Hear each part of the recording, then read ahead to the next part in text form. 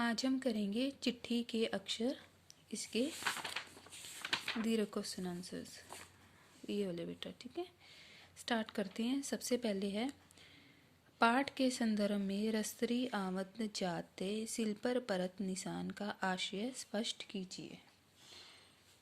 देखो बेटा, इसका आंसर हमेशा की तरह अलग से लिख रखे हैं। पाठ के संदर्भ में रस्तरी आवत जाते सिल पर परत निशान का आशय ये है कि निरंतर अभ्यास से सब कुछ आ जाता है तथा असंभव काम भी संभव हो जाता है। जिस प्रकार रस्सी के निरंतर आने जाने से पत्थर पर भी निशान पड़ जाते हैं, लिखने का निरंतर अभ्यास करके संपादक महोदय ने भी बाएं हाथ से अत्यंत सुंदर लिखना सीख लिया।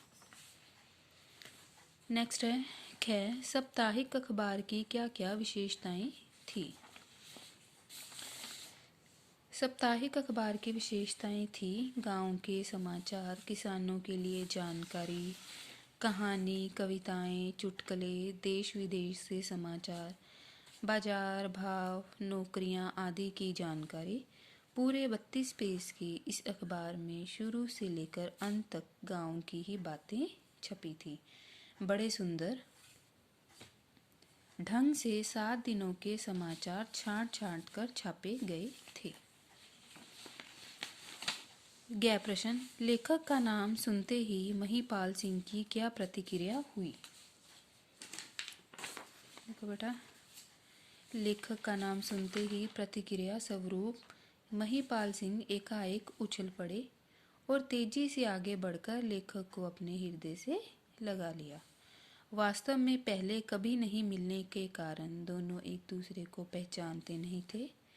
लेखक के नाम का परिचय पाकर महिपाल सिंह का मिलने का तरीका अत्यंत उत्साहपूर्ण, गर्मजोशी वाला तथा आत्मीयतापूर्ण था।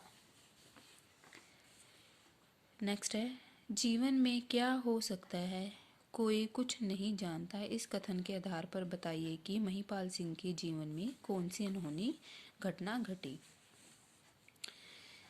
देखो, इस कथन के आधार पर महिपाल सिंह के जीवन की एक अनहोनी घटना को रेखांकित किया जा सकता है कि फौज में रहते हुए एक मोर्चे को संभालने के दौरान एक बम के फटने से उनका दाहिना हाथ कंधे से उड़ गया था। लेखक को ये देखकर आश्चर्य हो रहा था कि इतने सुंदर लेख वाले व्यक्ति का दाहिना हाथ नहीं है। संपादक महिपाल सिंह उनका असमंजस भाप गए और उन्होंने कहा कि जीवन में कब क्या हो सकता है कोई नहीं जानता।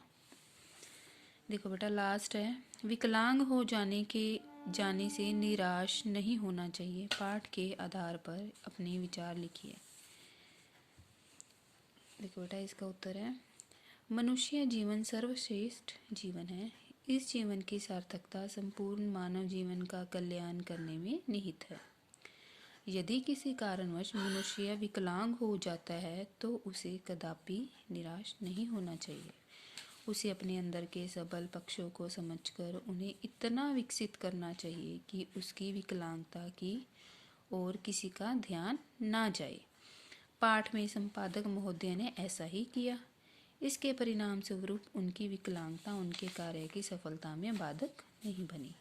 घोर निष्ठा, परिश्रम एवं आत्मविश्वास के बल से शारीरिक अक्षमता को समक्षता में बदला जा सकता है।